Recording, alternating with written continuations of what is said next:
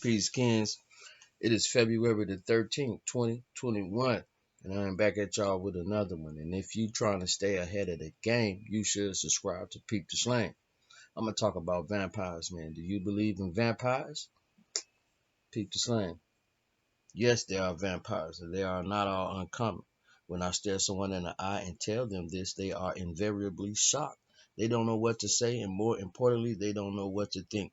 The entire idea is so unsettling that they have a tendency to blink and throw that little aberrant bit of information out with yesterday's laundry list. And yet, there it is. And I have told you that this is so. I have had my grown children come to me and deride me for spoiling their vision of the world and their enjoyment of it. Invariably, this is because I have taught them to see what is dangerous and unpleasant in it, and they don't thank me for that. I have also had my grown children come to me sweating with relief and saying, "Thank God you warned me."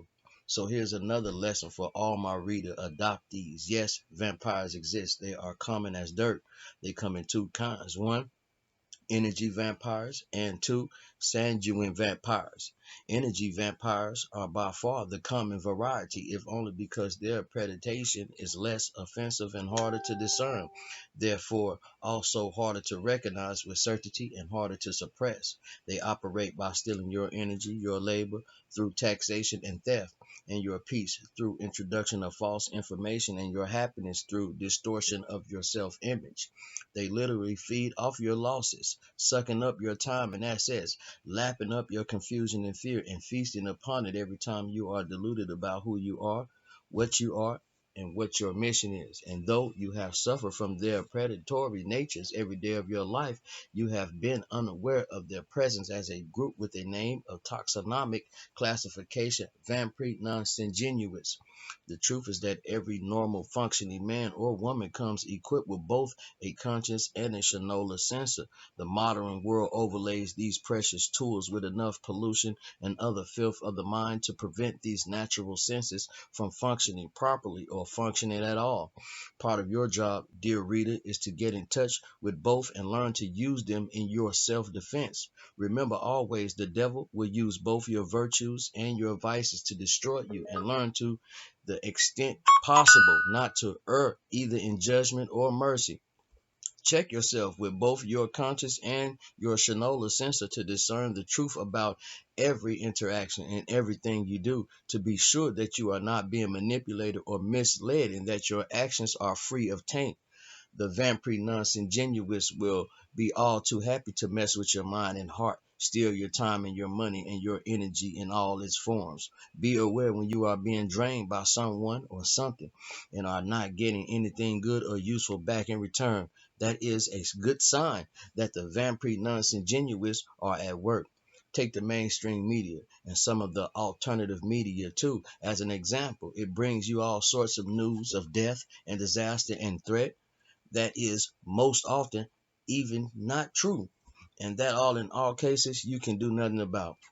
The nightly newscast cause pointless confusion and fear, which is what the vampire non-syngenuous need as food and opportunity. Haven't you ever wondered why they call it a newscast, as in casting a spell? Haven't you ever asked yourself, I sat here for an hour listening to this rock, and what useful information for me did I get out of it? Well, the fact is, it's not designed to give you anything. It's designed to take from you. It's designed to trigger your flight or fight response, to make you hungry, to make you fearful, and to make you crave sex. Oh, and more government protection. The sooner you learn to recognize the energy flow involved in all your interactions, the better it will allow you to discern when you are being manipulated by the vampire non-syngenuous.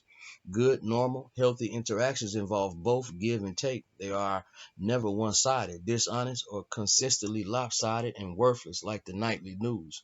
Grandma has made you aware of energy vampires as an actual and factual reality, and maybe you weren't thanking her for that yet. You will, if you take my words to heart, have cause to thank me many times in years to come, because you won't waste your life and won't be used as fonder. And now we come to the rarer variety, vampire genuous, which are your typical grade B movie vampires. These are the ones who snatch your children and your young men and maidens, or pay others to snatch them.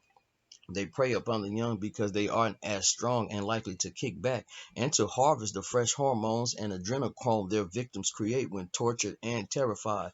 Their slaughterhouses have to be secret and efficient because otherwise their form of predation is always discovered and always violently suppressed. Unfortunately for all concerned, the only way to get rid of vampires' ingenuous infestation is to kill them.